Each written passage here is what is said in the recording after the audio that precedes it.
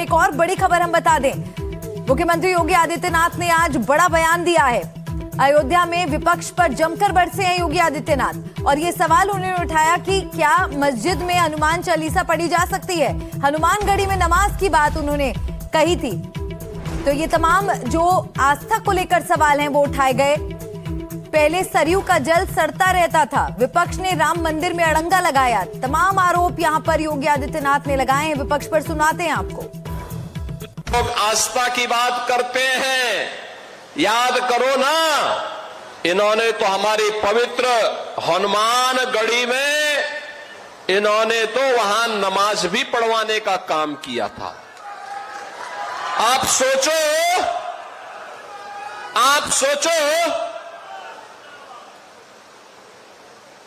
कल्पना करिए, क्या कोई जामा मस्जिद में कभी हनुमान चालीसा का पाठ कर पाएगा?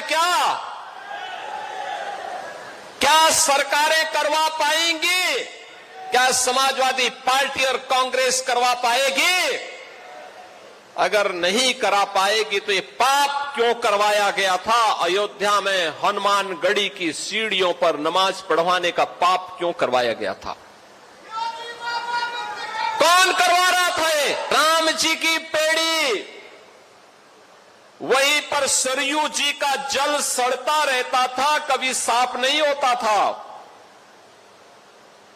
आज एक ओर से धारा आती है, दूसरी तरफ से निकल जाती है। ठीक वैसे ही जैसे हरिद्वार में हरि जी की पेड़ी है, ऐसे ही अयोध्या में राम जी की पेड़ी भी दिखाई देती है। ये डबल इंजन सरकार ने किया है। सरयू मैया की आरती रोज होती है, हजारों लोग उसमें भाग लेते हैं।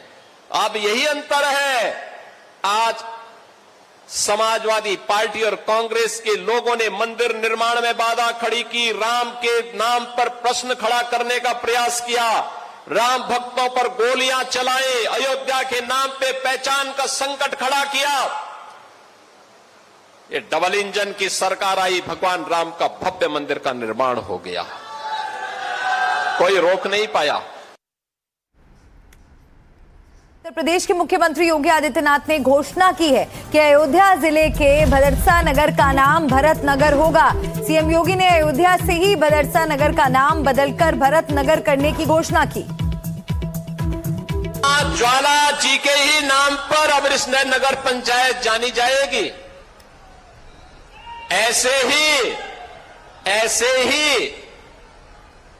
पिछले दिनों आपने देखा होगा, ये समाजवादी पार्टी के नमूनों का क्या होता है, भदरसा का चेयरमैन कैसे वहां पर गुस्ताखी कर रहा था। यही असली चरित्र है इन लोगों का। अब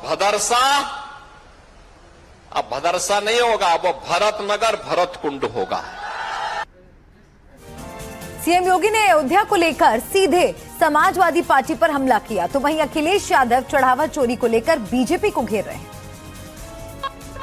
के साथ स्वागत है, जय श्री राम। उत्तर प्रदेश के बांदा में जब सीएम योगी ने 710 करोड़ की परियोजनाओं की सौगात दी, तो उन्होंने मंच से सिर्फ विकास परियोजनाओं का बखान नहीं किया, बल्कि एक बार फिर वही राजनीतिक रेखा खींच दी जिसके सहारे बीजेपी पिछले कई चुनाव लड़ती और जीतती रही है। विधानसभा की हमारी 109 लोकार्पण, 236 करोड़। सीएम योगी ने विपक्ष को सीधे सनातन विरोधी खेमे में खड़ा कर दिया। सीएम योगी का संदेश साफ था कि राम मंदिर और सनातन का विरोध करने वाले आज भी बदले नहीं। कुछ लोगों ने हिंदू परंपरा और सनातन को अपमानित करना, सनातन परंपरा को कोसना ही अपना जीवन का एकमात्र ध्येय बनाया है। वे लोग भारत को वैभवशाली और विकसित भारत के रूप में देखना पसंद नहीं करते। उन्हें अयोध्या में भगवान राम का भव्य मंदिर अच्छा नहीं लगता। दरअसल सीएम योगी और बीजेपी को ये पता है कि अयोध्या सिर्फ एक धार्मिक मुद्दा नहीं, बल्कि उसका सबसे बड़ा राजनीतिक प्रतीक भी है। इसलिए जब राम मंदिर पर सवाल उठते हैं तो बीजेपी इस मुद्दे को सीधे सनातन और हिंदुत्व के फ्रेम में ले आती है। बांदा में योगी ने इसी रणनीति के तहत पूरे विपक्ष को घेरा और विपक्ष को विकास विरोधी, आस्था विरोधी और सनातन विरोधी बताया। हालांकि समाजवादी पार्टी भी इस दफा अपने पुराने पैटर्न को छोड़ती नजर आ रही है, क्योंकि अखिलेश यादव जानते हैं कि उत्तर प्रदेश की राजनीति में राम का विरोध जमीनी नुकसान पहुंचा सकता है। लिहाजा समाजवादी पार्टी अपनी रणनीति बदल रही है। अब अखिलेश राम मंदिर में चढ़ावा चोरी के मुद्दे पर बीजेपी को घेर रहे हैं। हमारे धर्म में, सनातन धर्म में चढ़ावे की चोरी से बड़ा कोई पाप नहीं है। इन्होंने महापाप किया है। यही वजह है कि सीएम योगी बार बार सनातन की बात कर रहे हैं और अखिलेश बार बार चढ़ावे की बात कर रहे हैं। बीजेपी भावनात्मक मुद्दे पर बहस चाहती है, जबकि सपा जवाबदेही और भ्रष्टाचार के सवाल को आगे बढ़ाना चाहती है। एक तरफ बीजेपी कह रही है कि विपक्ष को राम मंदिर से दिक्कत है, तो दूसरी तरफ विपक्ष कह रहा है कि चढ़ावा चोरी के मुद्दे पर जवाब दीजिए। सीएम योगी ने समाजवादी पार्टी और अखिलेश यादव को घेरते हुए तुष्टीकरण का आरोप लगाया। सीएम योगी ने कहा, जब यूपी में समाजवादी पार्टी सरकार में थी तो पैसा कब्रिस्तान की बाउंड्री वॉल के लिए जाता था। बीजेपी की सरकार आई तो अब पैसा मंदिरों के विकास के लिए, धामों के सुंदरीकरण में खर्च हो रहा है, और समाजवादी पार्टी के समय वही पैसा कब्रिस्तान की बाउंड्री वॉल के लिए चला जाता था। उनको कब्रिस्तान प्यारा है, इसलिए वे राम मंदिर और काशी विश्वनाथ धाम और मां विंध्यवासिनी धाम और नैमिषारण्य और चित्रकूट धाम के विकास का विरोध करते हैं। सीएम के बयान के जवाब में अखिलेश यादव ने हमला और तेज कर दिया। अखिलेश ने दावा किया कि जांच आगे बढ़ी तो बीजेपी को ही मुश्किलों का सामना करना पड़ सकता है। इस समय सीडीआर निकलेगा तो 99.9% सब भाजपा ही निकलेंगे, और उस समय भाजपा में जो भगदड़ मचेगी उसकी आप कल्पना नहीं कर सकते हैं। और भगदड़ तो अभी शुरू हो गई है।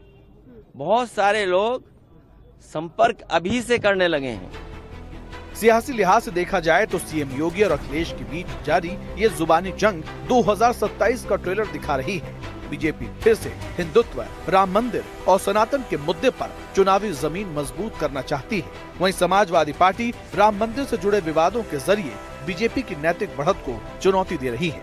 यानी अब लड़ाई राम मंदिर बनाम राम मंदिर विरोध की नहीं रही, बल्कि लड़ाई अब राम मंदिर की उपलब्धि बनाम राम मंदिर में जवाबदेही की बन रही है। और समाजवादी बांदा से निकला योगी का संदेश और लखनऊ से आया अखिलेश का जवाब, दोनों ये बता रहे हैं कि उत्तर प्रदेश की राजनीति फिर उसी मोड़ पर पहुंच रही है जहां राम सबसे बड़ा मुद्दा है। लेकिन इस बार फर्क सिर्फ इतना है कि दोनों पक्ष राम के साथ खड़े होने का दावा कर रहे हैं, लेकिन बीजेपी कृष्ण जन्मभूमि का मुद्दा उठाकर समाजवादी पार्टी को घेर रही है, तो वहीं अखिलेश यादव राम मंदिर की जवाबदेही पर योगी के ऊपर निशाना साध रहे हैं। यही टकराव आने वाले दिनों में यूपी की सबसे बड़ी सियासी लड़ाई बन सकता है। Bureau report, NDTV India.